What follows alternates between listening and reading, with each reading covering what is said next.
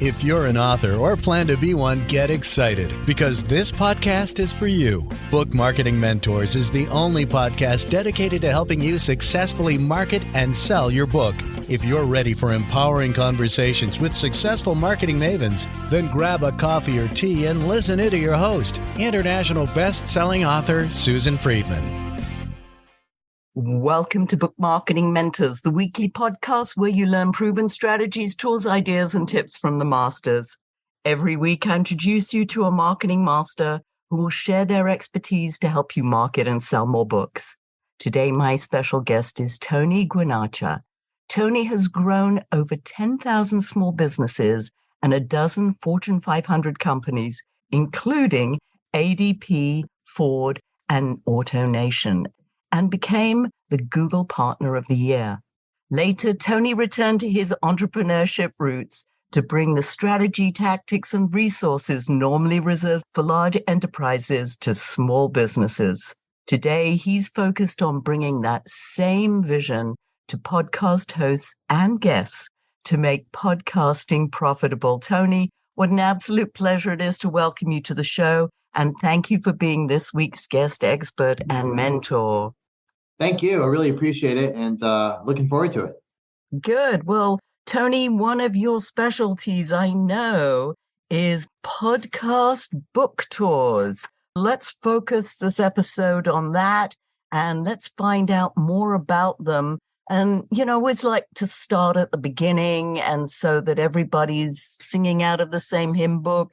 Let's know exactly what is a podcast book tour. Yeah, so it's kind of like the modern iteration of the old book tours. So if you've been around long enough, you probably remember, there used to be all these bookstores where you could go in, authors would be there, they would sign the book, maybe tell you about the book. Obviously, the world has shifted dramatically. Everything is now virtual. And so along with that, you've seen a big transition to a lot of book tours being done virtually. And so that means is a podcast or a guest will go on various podcasts that are relevant to their book and then give some knowledge about what they're doing and ultimately leverage that to get more awareness for the book and sales. Let's talk about the actual benefits of doing the podcast book tour, obviously primarily for the author. Now, what are they going to get out of it? One of the things I love about podcasting is that it's so leverageable. I like to think of it kind of like the Swiss Army knife of marketing. And the reason why is it can do various things. So first and foremost, it can be used to grow your audience. And so getting more listeners, more eyeballs, if it's a video-based podcast, on who you are and what you're doing. It can also be used to get more people as a lead. So if you have a compelling message, a lot of times you can take those listeners from just being kind of out in cyberspace somewhere and driving them to perhaps your website or social media account and connecting with them there. So you kind of take them from being just some abstract person out there to being someone you can actually interact with. And so that's another benefit. And then ultimately, many people, they want to sell some books, right? And so it can be leveraged to then drive income. The way I like to think about it is podcasts are probably the greatest way to build your audience, your income, and your impact. I love that. I mean, I know that this is something obviously that authors want. They want to make that impact. They want to be visible. And as you rightly said, they want to sell books. However, it's not only about selling books, as you and I know, it's being able to share that wisdom that obviously is encased in that book. Authors often ask me, well, okay, Susan, what podcasts should I look to be interviewed on? Let me throw that question out at you, Tony. What would you recommend? The easiest way to do it is, especially if you're a nonfiction author, what I do is I go into Amazon. I look there and say, okay, who else has been on podcasts? So I'll look at the top, say 10 books, 20 books, however many you want, but 10 is a good number to start with. You take all those authors and then you search based on their name and podcasts in that niche to find all the podcasts they've interviewed on. The only challenge with that is sometimes there's special searches you have to use in Google. which makes it kind of hard to find. But the good news is I actually built a free tool that will do that for you automatically. So you literally put in your top quote unquote competitors, and it'll give you a list of all the podcasts they've been interviewed on, and then simply go on those same podcasts because they're pretty well vetted. And so it's going to be highly relevant to what you're doing. Wow. A free tool with all the podcasts. That's wonderful. Yes. And Amazon is such a great research tool to find out, as you say, who are your competitors, knowing who else is out there, talking about a similar subject or might be the same subject. So looking for the kind of podcasts as well. I talk about that in terms of a niche, and I suppose that's really what you're saying here is looking at a niche topic or a niche audience who would be interested in your subject matter. Our audience love learning about mistakes, and I know that this environment is just ripe for all sorts of errors. So let's focus on some mistakes that authors can make on podcasts. I'll start with kind of an overarching theme, which is if you want to sell anything, you really need three components. The first one, which is what we kind of already hit on, you need to be in front of the right audience. That's step number one, which I just showed you exactly how to do that. The next thing you need to do is have a compelling offer. This has to be something that would get them primarily on your list. So you don't want to necessarily sell books directly from a podcast interview. You're better off getting them on your list and then selling your books. And then the third component is your messaging. You have to have a compelling message. And so the mistake that many people make from an offer perspective is they just try to sell the book. What you want to do is have something that's quick and easy to consume. Of course, most people don't have time to read a full book, and it's more investment of time on the listener's part. But what you want to do is have some kind of checklist or abstract, or like what I do, like I just mentioned, I give away tools. And so that's a great way to build your list very quickly and very efficiently. That's the first thing. In terms of messaging, you want to make sure you have a solid message that you can communicate, which of course, some of the best ways to communicate a message is through stories. So if you're an author, you should be great at stories, but sometimes nonfiction authors aren't great at stories. So really learning how to tell a compelling story, and then also being able to really identify in your messaging exactly who you're solving, what the exact problem you're solving, and kind of looking at it from a transformation perspective. So they're at point A, they want to get to point Z. How can you help them along the journey? And how do you help them just in the first few steps? So if we take it from being A to Z to saying, okay, there's 10 steps on the podcast interview, ideally you want to help solve one or two of those steps, the first steps, 1 and 2. Maybe your gift or your what's called sometimes a lead magnet might be steps 3 or 4. And then of course, if you're selling consulting or some other service that's higher ticket on the back end, then that would take them all the way from say 5 to 10. And so kind of mapping out that journey and just making it where your gift is just solving a small part of it that gets them to where they want to be with a very tangible result, and then taking the rest of the journey with your book and your ultimately whatever else you have to offer. Yeah, that's nice and succinct. I love that. I missed a step because before we can get on the podcast, we have to convince a podcast host to interview us. I know that having run this podcast now for close on 7 years, that I get pitches from people all the time that say, oh, my client, or I've just written a book and you should interview me. And I'm like, that's not what I do. You don't know what I do if you're making that kind of request. Talk to us about actually approaching an interview host in the right way, in a compelling way, obviously, that will say, hey, I definitely want this person on my show. Yeah, absolutely. So I like to take, again, to simple concepts, but probably one that we're all aware of is the idea of people like to work with people that they know, like, and trust. And so that's the first starting point for getting booked on a podcast. In addition to that, podcasters want to make sure the guests can add value. And then finally, a lot of times our hosts are looking for guests that want to collaborate. And so having a compelling offer. The other principle, of course, is like, how do you get this information to the host? Because let's face it, None of us want more work to do. And so this is where the concept of a media kit or podcast one sheet comes into play, because it pulls together things like your bio, which gives you credibility and trust, getting things like your intro in place, which makes the work for the host easier, giving them an idea of the topics and questions you'll handle, as well as your offer. And so the media kit really packages all this information together in one place, and it makes it very simple for the host. So that's a great place to start, is by putting together the media kit, which sometimes, to be honest, some podcasters don't use it.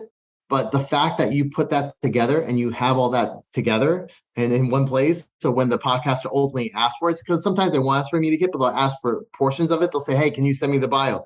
Hey, can you send me the offer?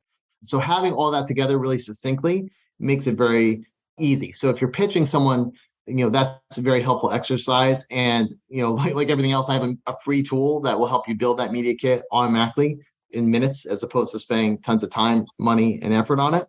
That's the first part. Now, the second part is, how do you actually connect with that podcaster? That's the bigger question. Best way to do that, kind of again, like how we met, is through a referral. So looking at, okay, who's in my network that can give me a referral? What podcasts have I been on that I can get a referral from? Who can I help? The other way is to add value. So if you have a podcast, it's a great way to get on a podcast by inviting them on your podcast. So creating your own platform. It doesn't necessarily have to be a podcast. It could be, maybe you have a blog, maybe I have a directory. And so those are kind of the 2 or 3 of the top ways to do it. I actually have a whole course that teaches like 10 ways to do it, but those are 2 of the most highly valuable one. The cold one, or using an agency, is kind of the hardest one, the most expensive. Starting with your own network and referrals is the easiest way, and it's free. Yes. And that's so funny that you mentioned, because I know that our colleague, Dan Janelle, who has been a guest many times on my show and a dear friend, he said, you've got to interview Tony. And I was like, well, if Dan tells me I have to interview Tony, I have to interview Tony. You're absolutely right. That referral, that know, like, and trust, that somebody else has heard you, knows you, and can recommend you. Hey, that obviously is the prize. Yes, I mean, I know agencies who have pitched me people as their clients. They're not a fit at all. One of the things that I like is to listen to a few episodes of a podcast before being a guest on that show, because I want to make sure that I know the style of the interview and how they run the show. I've got a few little pointers that you and I went over at the beginning of the show, and I'm assuming that other people have the same. It's just being a little bit familiar with the show and the host, I think, makes an enormous difference. What are your thoughts on that? Yeah, absolutely. Every show is different. There'll be a lot of common themes you'll find, but sometimes, for instance, a lot of shows will have a special question at the end. And if you haven't listened to the show before, you might be blindsided by that. It's important just so you come off polished. It's a great way to build rapport as well, because you can refer to past episodes. There's a lot of reasons to do that. And then it also gives you opportunity to add value, because you can say, hey, I noticed on this episode you had such and such person. I actually have a friend that is very similar, might also be a good fit. So in terms of referrals, you can certainly get referrals, but you can also give referrals, which helps you in 2 ways. You're helping the host, you're also helping your friend, which builds your own kind of a credibility and authority. So it's really a flywheel effect if you do it correctly. So as you can probably tell by what I talk about, I like creating leverage. So how do you have one thing and use it in 10 ways? And so again, podcasting is great, but within that, there's many opportunities just by adding value on both sides of the equation. Talk to us more about that leverage, because yes, I mean, there's so many opportunities in podcasting, but when you talk about leverage, what does that mean to you? What I do is I take one thing and make many things out of it. So for instance, from a relational standpoint, it's a great way to stay top of mind with people. It's a great way to build relationships. It's a great way to give referrals. So those are some of the ideas we talked about. But what's equally important is what comes out of the podcast. Particularly if you have a video-based podcast, there's a lot you can do with that, because you can now take that video and you can turn it into micro content, little pieces of content. You can then share it onto YouTube. you can take that content and put it into TikTok, on Facebook, on social media. One of the things I do, I actually built a tool for this. It's not available yet. It'll be probably available sometime next year. I built a tool that will take all the interviews I've done and automatically syndicate it on my website. So when someone visits my website, they can say, wow, Tony's been on 300 interviews or whatever. And so they can kind of see that gives instant proof. You can also use your guest interview as part of a sales sequence. So say, for instance, someone gives you a compliment. You can take those, splice them out, and put kind of like a video summary of all the different things you've done, put that in as part of a sales process. So when you meet a prospect, you can then take that and build it into like an email campaign where when they first meet you, they get all this social proof.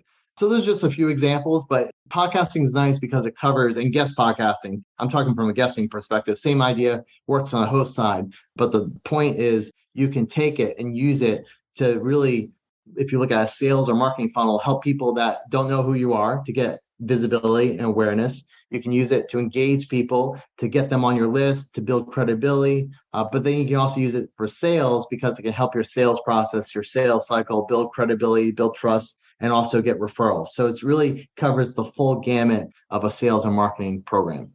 Yes, and there's an opportunity too for people to sort of get to know you a bit better because, yes, a one sheet is great.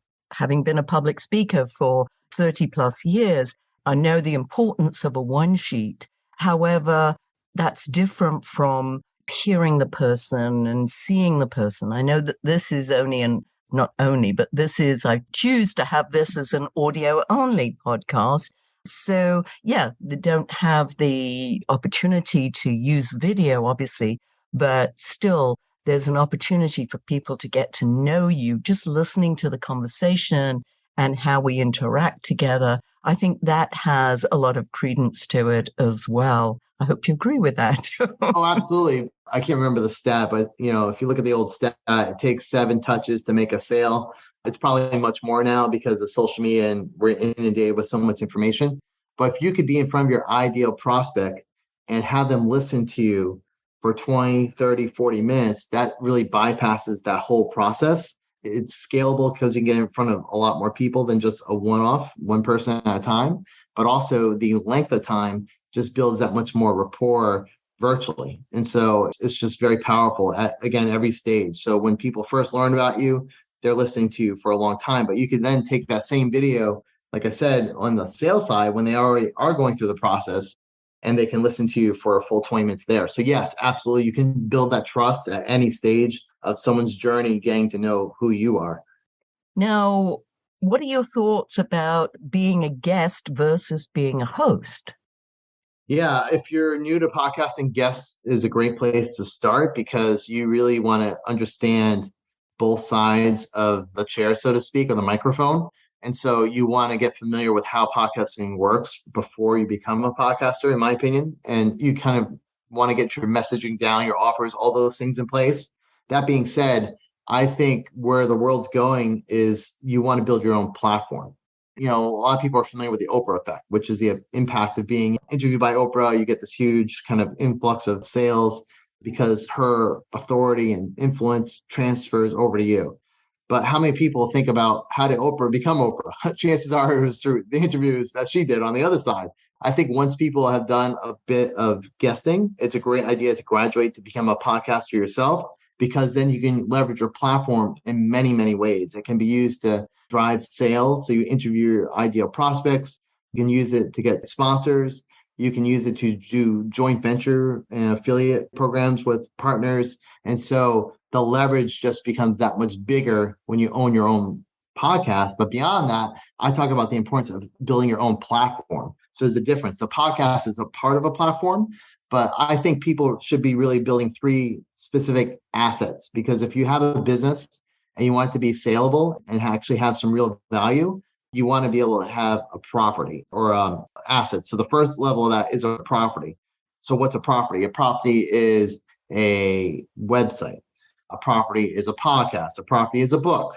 What goes in that is content, right? So books have chapters, podcasts have episodes, website and blogs have posts. And so the more content you have, the more opportunities you have, the more exposure, et cetera. And then the third component of that is building lists. So email lists, social media lists, followers.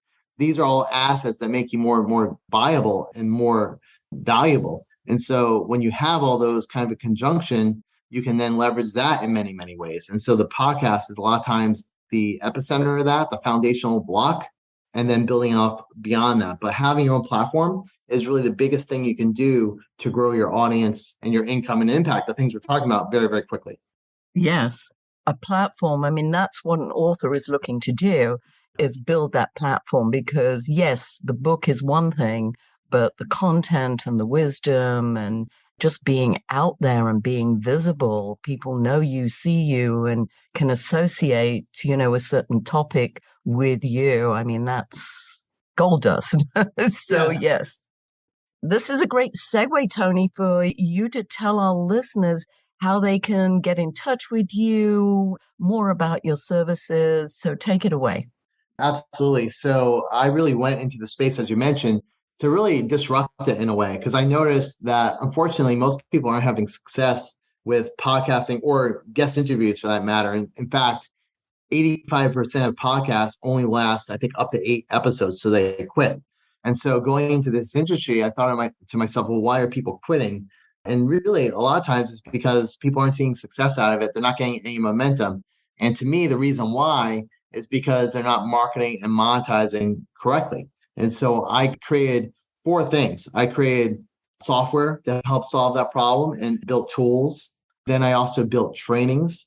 I created templates so people can model success. And finally, tribe, which is community. And so I built this whole kind of infrastructure and platform to really help serve people that really want to make that bigger audience, income, and impact. That's really what I'm all about. Most of my tools are free. What I always try to do is give a little extra value, however. And so I do have free tools. I also have paid tools. When I'm on a show like yours, where I really want to, add value to you and your audience, that's what I do is I give you a free tool and I give you one of my paid ones that are usually anywhere from a few $100s to $500.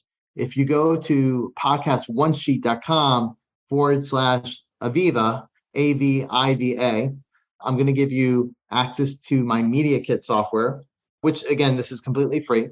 And then also the podcast finder, where you can use that tool to find all the podcasts that would interview you based on your competitors and topics that you can get from Amazon. So that's it. So if someone wants to take advantage of that, you go to podcastonesheet.com/AVIVA. Fabulous. And that is so generous, Tony, and listeners. Well, what a gift that Tony is giving you. Please take advantage of that. I'll put the link in the show notes so that if you weren't able to write that down, you'll be able to link to it from the show notes, because that is invaluable. Anything that people give away on these shows is just that added value, which we all want. So thank you, Tony. And as you know, we always end our podcast with a golden nugget, sort of some words of wisdom that you'd like to leave our audience with. What are yours? Yeah, well, mine's going to be pretty simple. What I like to do is say, take action, because, hopefully I gave a lot of value here, but unfortunately, if no one takes action on it, it's going to be a waste of time, really, for everybody involved. And so my one piece of advice would be go and take action. And so, maybe take one of the thoughts I gave today and do something with it. Maybe it's tell a story, come up with a compelling story. Maybe it's, start building my one sheet. Maybe it's looking at the different podcasts where I might be a good fit and listening to them and learning, not to go on the shows necessarily, but to learn how other people are interacting with the host. Listen to this show, take out one thing that you can apply, and then apply it this week. And this is one of those shows, listeners, you're going to have to listen to it a few times to really get all the nuggets that Tony has shared with us, because this has been amazing. And you're right, Tony. You can lead a horse to water, but you can't make it drink. So the whole idea of taking action as a result of these incredible tips and strategies that you've shared with us today, thank you so much. By the way, listeners, if your book isn't selling the way you wanted or expected it to, let's jump on a quick call together to brainstorm ways to ramp up those sales, because you've invested a whole lot of time, energy, and money, and it's time you got the return that you were hoping for. So go to brainstormwithsusan.com to schedule your free call. That's brainstormwithsusan.com. In the meantime, I hope this powerful interview sparks some ideas you can use to sell more books. Here's wishing you much book and author marketing success.